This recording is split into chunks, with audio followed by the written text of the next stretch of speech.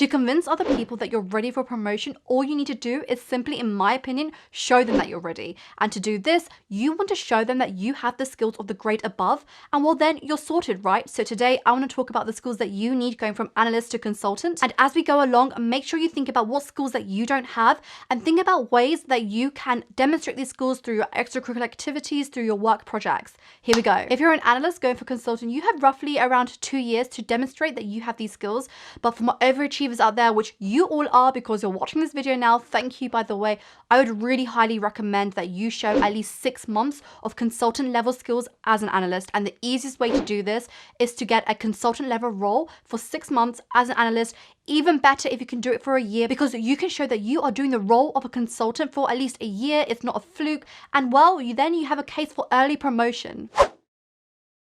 The first one is being able to take a small piece of work inside a big project yourself. And no one is expecting you to manage a team of 5, but they are expecting you to take a small piece of work, own it, and manage your time against the project plan. I used to put my hand up to be the keynote, to look after the final deliverable, or to collate a bid proposal together. But all you want to show is that you can take responsibility for a small piece of work, you can identify the right people to work with, you can collaborate with them, and you can manage your time against multiple deadlines. The second skill that you need is to be able to be in front of the client yourself. And how do I put this? If I leave you in a room with a client, will you make sure that you can get the desired outcome of the meeting by yourself? And will you make sure that you don't overpromise how much we can deliver? It is really daunting doing this, so I suggest doing this in baby steps. Own a small piece of the meeting and then slowly increase it until you kind of chair the meeting itself. After a few, your manager will have trust in you and they won't even need to be in the room at all. Third one is leadership presence, and I guess it's made up of 2 things. Firstly, even when you don't feel confident, which let's be real is going to be all the time, you make your client and your team feel confident, and I guess you're oozing this presence.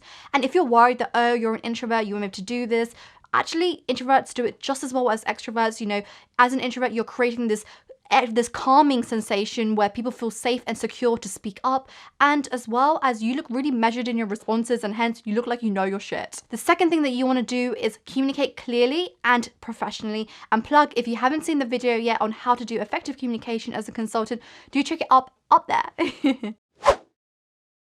No surprise with this one, but problem solving, but by yourself. You need to show that you can think analytically, you can take any client problem, break it down, and essentially use all the data to come up with the best recommendation that you can give to the client. It's not going to be the whole client problem, but it should be a small part of it. And I really struggled with this the first few times I did it, because I was like, as an analyst, how am I meant to break down a problem which people have years of experience doing? What I realized is there is no right way to break down a problem. It's all dependent on the client problem. And what way I learned was by looking at how my managers did it and learned from them, and basically took their ideas, copied their methodologies, put a few together and created my own methodology sometimes, or maybe even reuse the same methodology based on what the client problem was. This is how you learn on the job, is literally taking other people's ideas and kind of using it for your own project. This one is just simply giving back to the firm. A few ways I did this was I was part of the analyst committee, I helped create a lab which I took clients through, and I was part of the retail community team helping to keep our retail trends up to date. And what you can see is that I kind of did this in 3 distinct ways: to employees, to clients, and our internal knowledge. Make sure that you choose something which is enjoyable for you or which you like to learn from. There are going to be so many things that you can choose from in a firm, but you need to make sure that either it helps your career in terms of where you want to get to, or it's something which you're really passionate about. Even if you're in strategy, operations, and technology, you are going to be assessed on your business knowledge, your industry knowledge, and your technological knowledge. Technology is a key driver for businesses today, so make sure you read up on the tech trends. Understand the industry your client is in and emerging trends and the mechanics of your client's business and apply them. So I subtly add what I know, the research I've done, into the conversations I have with my client and also my team to look like I know my shit.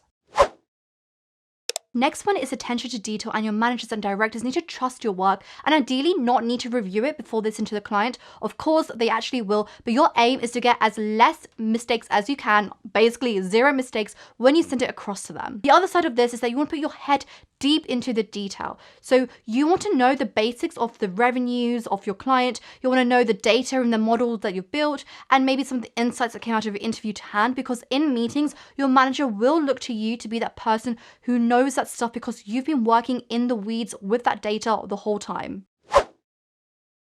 If you hated maths at school, which I didn't, I was a major geek, I am sorry to say is that you need to know basic financial acumen, where you can take financial knowledge from an annual report, like a profit and loss statement, and take that data and use this to support your recommendation. Now, hang on, if you're like, I'm in tech consulting, when am I going to do that on a project? You're probably not. So you need to find other ways to be able to do that. And that could be tracking the team budget, for instance, or setting up project financials. Get a little bit creative. You can also find this in the extracurricular activity work that you can do for your operating unit as well. Last one is being a logical thinker. From all the data that you see, how do you best organize it? What story are you going to tell? And what's the most logical way to tell it, especially when you're building slide presentations as an analyst? Of course, they care about formatting and how well you can create a presentation, but what's more important is the story that you're telling, and that's something you're even assessed on as a partner. If you want to check out how to build slide presentations, do check it out in that link above there as well. You may think that you do all of these skills, and hell, I did too, but it doesn't matter if the person on the promotion panel doesn't see that you've demonstrated these skills. So let's take a really vague one like financial acumen. You're 100% going to have gained financial acumen on any project that you do in consulting in some shape or form. But it's really difficult, as I said, to give a tick in the box unless you've demonstrated you have worked on specifically the financials on a project or the extracurricular activity. So make sure that you've plugged that gap. And as you can see, most of this stuff is soft skills over hard skills. And that's because when you go to manager and above, hard skills don't mean as much. Soft skills is what helps you sell projects, and hence soft skills are so much more important because it helps you to get the sales and also gain trust with your clients. Oh, and disclaimer, I've only spoken about core consulting skills here, but depending on what part of consulting you sit in, you need to show proficiency of that skill set. So for instance, if you sit in UX design, you need to show proficiency of that. If you sit in the Adobe practice, you need to show that you have proficiency with Adobe and so forth. So you can see that you're not really handheld as you go through the promotion case, and you're kind of just left to it, and you need to be really proactive. And I would really stress that you measure the gain you're making each day, each month, rather than the gap that you need to fill. And I hope this has helped you to identify what skills that you probably need to plug and maybe work on a bit. Next week or the week after, we will talk about how to build a promotion case, as well as what skills you need going from consultant now to manager. And I hope you found this video useful. Please do not forget to like this video so I can beat the YouTube algorithm, and I will see you next week.